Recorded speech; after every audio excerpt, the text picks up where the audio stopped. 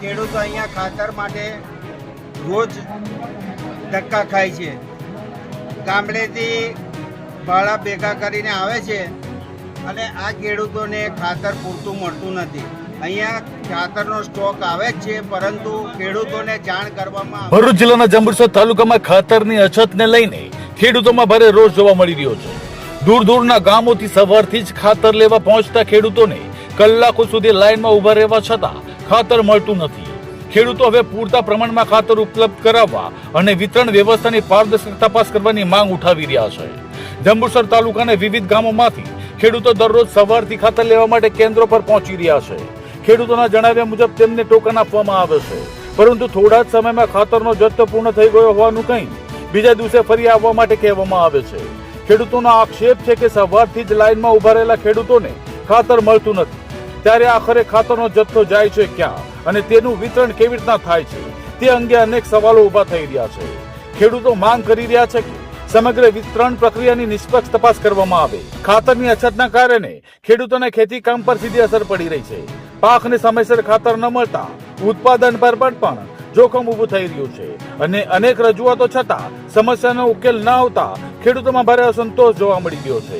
ખેડૂતોની સરકાર અને સંબંધિત તંત્ર સમક્ષ માંગ છે કે જંબુસર તાલુકામાં તાત્કાલિક પૂરતા પ્રમાણમાં ખાતરનો જથ્થો ઉપલબ્ધ કરાવવામાં આવે, વિતરણ વ્યવસ્થાને પારદર્શક બનાવવામાં આવે અને ખેડૂતોને સમયસર ખાતર મળી રહે તેવી અસરકારક કાર્યવાહી કરવામાં આવે। ખેડૂતોનું કહેવું છે કે જો સમયસર ખાતર નહીં મળે તો આવનાર દિવસોમાં ઉગ્ર આંદોલન કરવાની ફરજ પડશે।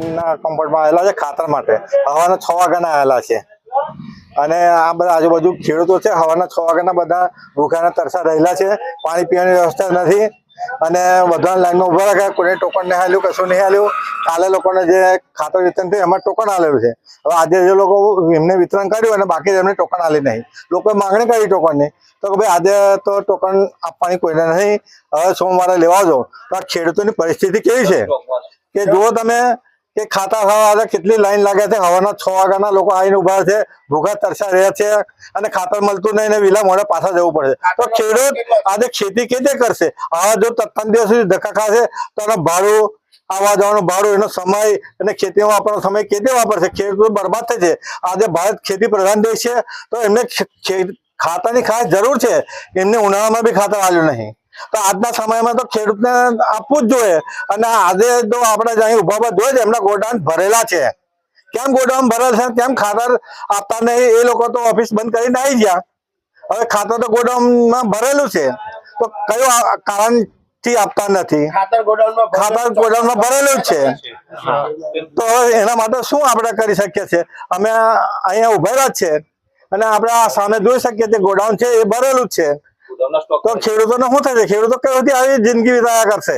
ખેડૂતો તો આજે ખેડૂતે સરકારને મત આલીને ચૂંટી લાયા છે, ભાજપ સરકારને। આ તેનું રિઝલ્ટ આજે ખેડૂતો જોઈ શકે છે કે આજે ખેડૂતની કેવી પરિસ્થિતિ છે અને આનું ભવિષ્યમાં શું થશે એ આગળ ભવિષ્યનો વિચાર કરવા જેવો છે।